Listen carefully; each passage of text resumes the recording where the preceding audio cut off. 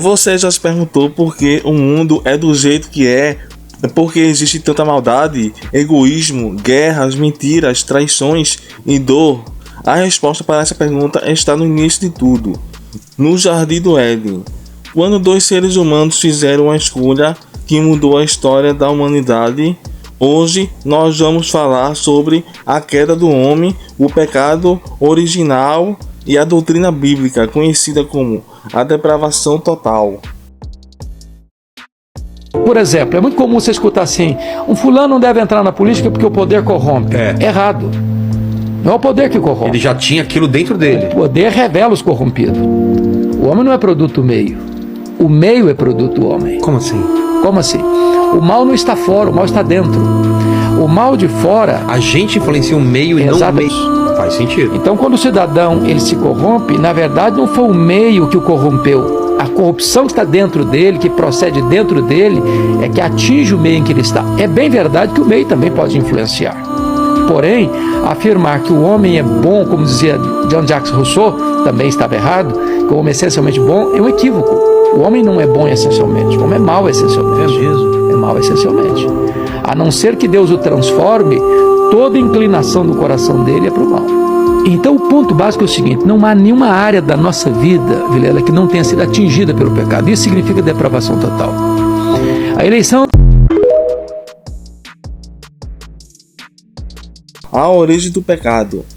É no livro de Gênesis, capítulo 3, encontramos o relato da tragédia que marcou a história humana. Adão e Eva, criados à imagem e semelhança de Deus, foram colocados no paraíso com liberdade plena e comunhão direta com o Criador. Mas havia uma condição: é não comer do fruto da árvore do conhecimento do bem e do mal. Satanás, disfarçado de serpente, semeou dúvida no coração de Eva. Será que Deus realmente disse? E com essas sementes de dúvida veio a desobediência. Eva come do fruto, Adão também, e com esse ato, o pecado entrou no mundo. As consequências da queda.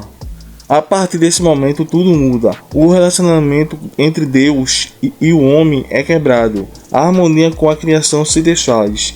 A morte física e espiritual entra na existência humana. Adão e Eva são expulsos do jardim, e o que parecia ser apenas uma decisão pessoal teve repercussão cósmicas.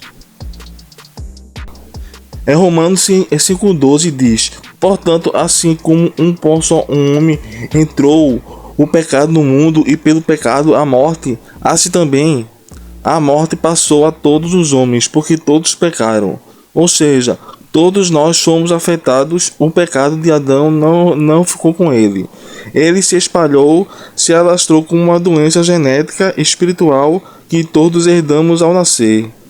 É depravação total. O que é isso? É aqui entre a doutrina da depravação total, mas atenção, depravação total não significa que o ser humano é o pior que poderia ser. Nem todo ser humano é um monstro, mas essa doutrina afirma que o pecado corrompeu todas as áreas da natureza humana: mente, vontade, emoções, corpo e espírito. A depravação total diz que o ser humano por si só não tem capacidade de buscar a Deus espontaneamente, de obedecer plenamente à sua vontade ou de salvar a si mesmo. É Romanos capítulo 3, versículo 10 ao 12. É direto. Não há justo nem um sequer. Não há quem entenda, não há quem busque a Deus. Todos se desviaram e juntamente se fizeram inúteis. Isso quer dizer que sem a graça de Deus ninguém pode ser salvo. Ninguém pode se aproximar de Deus pelos seus próprios méritos, obras ou boas intenções. Mas porque isso nos inclui. Talvez você pense: mas eu não comi do fruto proibido. É verdade, mas Adão era o nosso representante. A teologia chama isso de pecado imputado. O que ele fez afetou a todos nós, assim como as decisões de um presidente ou rei podem afetar todo um povo.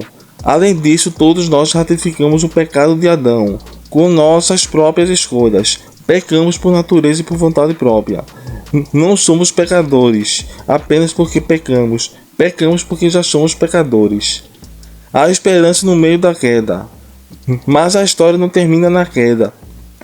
Porque o mesmo Deus que expulsou Adão e Eva do Éden também fez a promessa: a semente da mulher esmagará a cabeça da serpente. E essa promessa se cumpriu em Jesus Cristo. Ele é o segundo Adão, aquele que veio restaurar o que o primeiro Adão destruiu.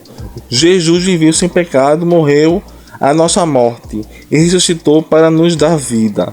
E só pela graça de Deus, através da fé, é que podemos ser libertos da escravidão do pecado e reconciliados com Deus.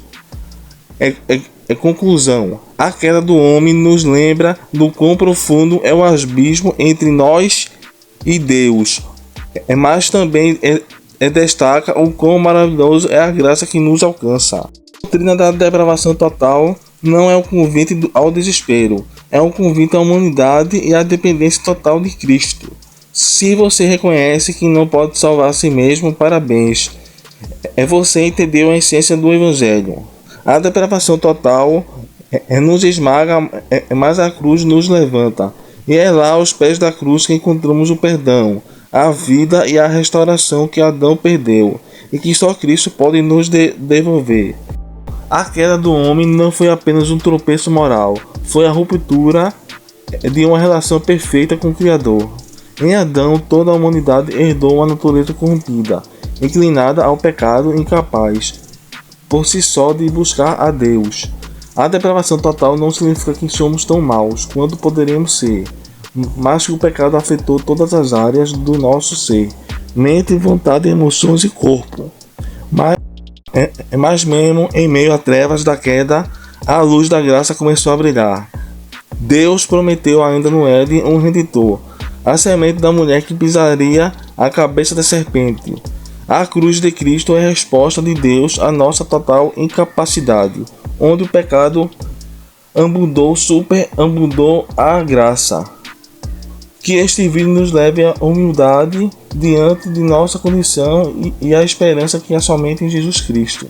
Sem Ele permanecemos mortos em nossos delitos e pecados, mas com Ele recebemos a nova vida, perdão e reconciliação com Deus. Não ignore a gravidade da queda, mas também não perca de vista a profundidade da graça.